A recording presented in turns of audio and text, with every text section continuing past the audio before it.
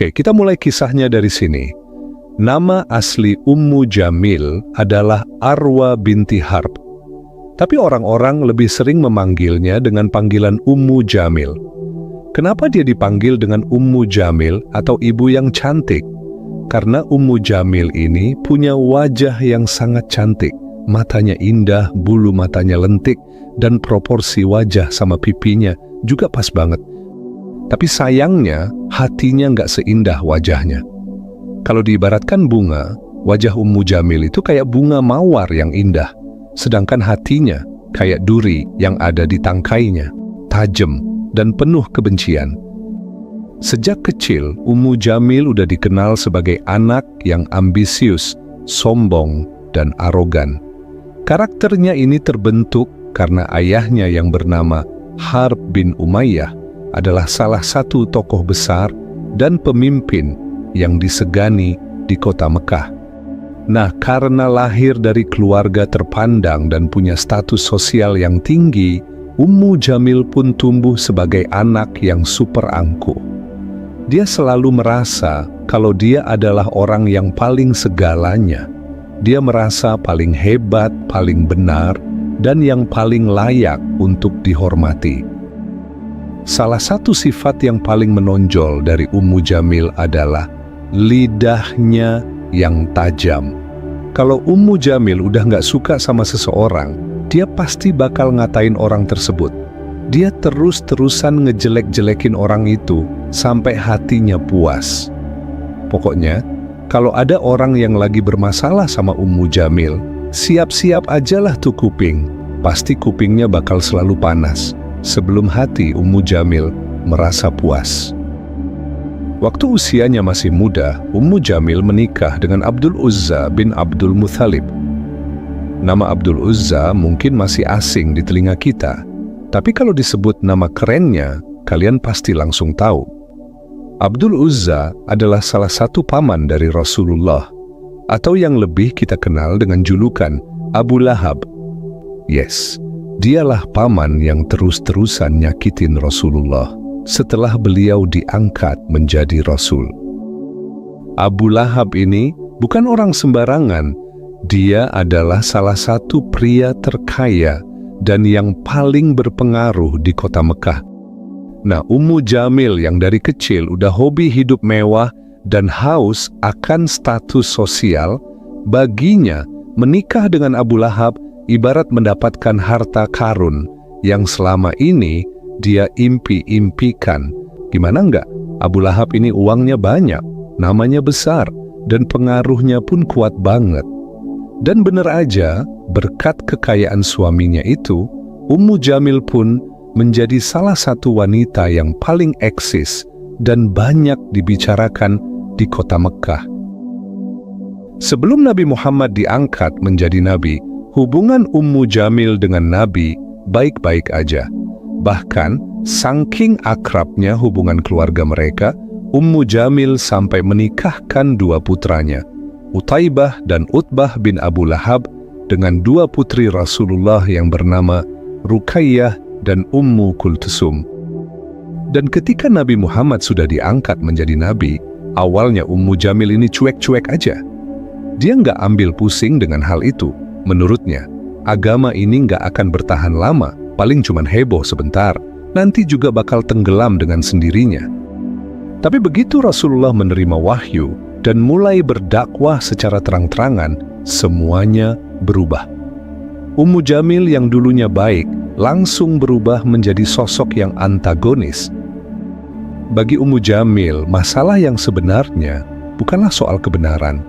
Dia nggak peduli apakah ajaran yang dibawa oleh Nabi benar atau tidak. Yang dia pikirin cuma dua, memegang kendali dan kekuasaan. Karena Ummu Jamil ini paham banget, kalau Islam mulai menyebar di kota Mekah, tatanan kekuasaan Quraisy pasti bakal goyang. Posisi orang-orang kaya kayak dia pasti bakal terancam. Dan kalau itu sampai terjadi, dunia kebanggaannya pasti bakal runtuh. Itulah sebabnya dia menjadi salah satu wanita pertama yang menentang dakwah Nabi Muhammad sallallahu alaihi wasallam. Saat Nabi mulai berdakwah secara terang-terangan, beliau mengundang semua kerabatnya untuk makan bersama. Setelah makan, Nabi pun mulai menyampaikan maksud dari undangan beliau. Dengan suara yang tenang dan penuh keyakinan, beliau mengajak keluarganya untuk meninggalkan berhala dan mulai menyembah Allah. Mendengar apa yang disampaikan Nabi, Abu Lahab yang udah terhasut bujukan istrinya Ummu Jamil langsung marah besar. Dia teriak dengan nada nyaring, lalu menuduh Nabi membawa ajaran sesat yang dapat memecah belahkan umat. Setelah menghasut suaminya untuk menolak ajakan Rasulullah, Ummu Jamil pun mulai menyebarkan hoaks tentang Nabi. Dia mulai memfitnah Nabi di tempat-tempat ramai. Muhammad itu orang gila, dia cuma bikin kacau keluarga kita. Teriaknya dengan penuh emosi. Selain memfitnah Rasulullah, Ummu Jamil juga menyerang keluarga beliau. Sayyidah Khadijah istri Rasulullah adalah salah satu wanita yang langsung merasakan dampak dari kejahatan Ummu Jamil. Sayyidah Khadijah ini bukan wanita sembarangan. Beliau adalah salah satu wanita yang paling dihormati di kota Mekah. Beliau kaya, terpandang, dan punya reputasi yang luar biasa baik. Ditambah lagi, beliau adalah pendukung utama Nabi dalam menyebarkan dakwahnya. Nah, hal inilah yang membuat Ummu Jamil sangat membenci Sayyidah Khadijah. Maka dia pun mulai mengolok-ngolok Sayyidah Khadijah dan ngomporin para wanita Mekah untuk memusuhi beliau. Kalau kalian berani berteman dengan Khadijah, siap-siap ya, aku bakal mengucilkan kalian dari masyarakat. Para wanita Mekah yang mendengar ancaman itu pun, sebagian mulai merasa takut dan memilih untuk menjauhi Sayyidah Khadijah. Kebayangkan gimana kejamnya Ummu Jamil. Tapi Sayyidah Khadijah nggak terguncang sedikit pun. Beliau tetap sabar menghadapi semua fitnah itu. Karena baginya, pria yang sedang ia dukung jauh lebih agung dari semua hinaan yang dilontarkan oleh Ummu Jamil. Tapi Ummu Jamil nggak berhenti begitu aja. Dia bahkan menghalalkan segala cara untuk menyakiti Rasulullah. Dia meletakkan duri-duri tajam di jalan-jalan yang biasa dilewati oleh Rasulullah. Bahkan dia memprovokasi masyarakat Mekah untuk memboikot perdagangan dan kehidupan sosial dengan kaum muslimin. Dan yang lebih parahnya lagi, Ummu Jamil sampai menyuruh kedua putranya, Utaibah dan Utbah, untuk menceraikan istri mereka, Ruqayyah dan Ummu Kultsum, agar keduanya menjadi janda. Kenapa Ummu Jamil melakukan ini? Karena di mata orang Quraisy waktu itu, kalau ada anak perempuan yang menjadi janda karena diceraikan oleh suaminya, itu adalah aib yang luar biasa besar. Dia sengaja ngelakuin ini agar Rasulullah merasa terhina di hadapan orang-orang Mekah. Tapi ternyata, apa yang dilakukan oleh Ummu Jamil justru berbuah manis terhadap kedua putri Rasulullah ini. Ruqayyah yang baru aja diceraikan oleh suaminya, langsung dinikahi oleh sahabat mulia, Utsman bin Affan. Dan setelah Ruqayyah wafat, Utsman bin Affan juga menikahi Ummu Kultsum. Makanya Utsman dijuluki dengan Dzunnurain atau pemilik dua cahaya, karena menikahi kedua putri Rasulullah itu. Ketika surat Al-Lahab turun, menegaskan bahwa Abu Lahab dan Ummu Jamil akan masuk neraka, Ummu Jamil langsung kalap. Dia merasa sangat terhina. Saking marahnya, Ummu Jamil langsung ambil batu besar, lalu pergi ke Ka'bah. Niatnya mau ngelempar batu itu ke kepala Nabi Muhammad. Tapi apa yang terjadi? Ketika dia sampai di dekat Ka'bah, Allah menutup matanya, sehingga dia nggak bisa melihat Nabi. Padahal Nabi ada di situ, beliau lagi duduk bersama Abu Bakar. Maka Ummu Jamil pun bertanya kepada Abu Bakar, "Hei Abu Bakar, mana sahabatmu itu? Berani-beraninya dia menghinaku, akan aku lemparkan batu ini ke kepalanya." Abu Bakar yang mendengar pertanyaan itu langsung bingung. Dengan spontan, Abu Bakar menjawab, Rasulullah ada di sampingku. Apa kau nggak melihatnya?" Mendengar jawaban Abu Bakar, Ummu Jamil semakin panas. "Jangan kau menghinaku, Abu Bakar. Aku tidak buta. Mataku masih bisa melihat dengan jelas." Setelah muter-muter nyari, Ummu Jamil pun nggak berhasil menemukan Nabi. Karena nggak berhasil menemukan Nabi, akhirnya Ummu Jamil pergi dengan rasa malu dan kebingungan. Allah melindungi Rasul-Nya dari kejahatan Ummu Jamil.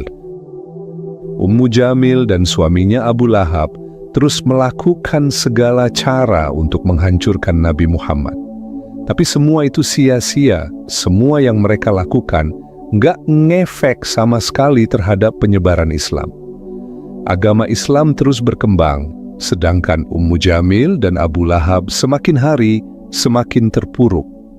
Firman Allah dalam surat Al-Lahab perlahan mulai menjadi kenyataan. Abu Lahab, suami Ummu Jamil, yang dulu begitu gagah dan begitu dihormati, kini hanya bisa terbaring di tempat tidurnya. Dia terkena penyakit kulit yang begitu mengerikan. Saking ngerinya, sampai-sampai nggak ada seorang pun yang berani mendekatinya. Bahkan keluarga terdekatnya aja nggak berani mendekat, dan orang-orang Quraisy sendiri mulai meninggalkannya. Ummu Jamil yang dulu setia mendukung suaminya saat menindas kaum muslimin, begitu ajal Abu Lahab mulai mendekat, dia malah meninggalkannya. Bahkan setelah Abu Lahab meninggal, jasadnya dibiarkan terbengkalai begitu aja. Nggak ada yang mau menguburkan jasadnya. Hingga akhirnya beberapa orang dibayar untuk mengangkat tubuh Abu Lahab. Namun, orang-orang yang dibayar ini pun nggak mau mengangkat tubuh Abu Lahab dengan tangannya. Mereka malah mendorong tubuhnya dengan tongkat-tongkat panjang. Lalu mereka lemparkan tubuh Abu Lahab ke dalam sebuah lubang. Dan lubang itu mereka tutup dengan batu yang mereka lempar dari jarak jauh. Setelah kematian Abu Lahab, Ummu Jamil mulai ditinggal oleh para pengikutnya. Wanita yang dulu begitu kuat dan arogan, kini menjadi lemah dan tak berdaya. Bahkan orang-orang Mekah mulai berbisik-bisik tentang dirinya. Mereka mengatakan bahwa surat Al-Lahab telah menjadi kenyataan. Kutukan Allah benar-benar telah menimpa Ummu Jamil dan suaminya. Dalam riwayat disampaikan, kematian Ummu Jamil juga nggak kalah mengenaskan dari kematian suaminya Abu Lahab. Ada pendapat yang mengatakan kalau Ummu Jamil ini mati karena terhimpit batu besar. Dan dalam riwayat lainnya juga disebutkan kalau Ummu Jamil ini tewas karena tercekik tali yang melilit lehernya. Namun, bagaimanapun proses kematiannya, bukanlah pembahasan utama yang mau kita sorotin di sini. Yang paling penting untuk kita sadari adalah harta, jabatan, dan kekuasaan bukanlah segalanya. Lihat Abu Lahab dan Ummu Jamil, mereka punya segalanya, kekayaan melimpah, pengaruhnya di kota Mekah juga besar. Tapi apa yang terjadi di akhir hayatnya? Mereka mati dalam keadaan hina. Bahkan nama mereka diabadikan di dalam Al-Quran sebagai pengingat agar orang-orang tidak melakukan hal yang sama. Dari kisah Ummu Jamil ini kita belajar bahwa yang membuat seseorang itu mulia bukanlah apa yang dia punya, melainkan apa yang bisa dia lakukan dengan apa yang dia punya. Kalau kita punya harta yang melimpah dan punya jabatan yang tinggi, lalu kita gunakan untuk kebaikan, insya Allah semua itu akan menjadi berkah. Tapi kalau kita pakai fasilitas yang kita punya untuk kesombongan dan memusuhi kebenaran, tunggu aja, semua itu bakal menjadi bumerang yang akan menyakiti diri sendiri. Wallahu a'lam bissawab. Wassalamualaikum warahmatullahi wabarakatuh.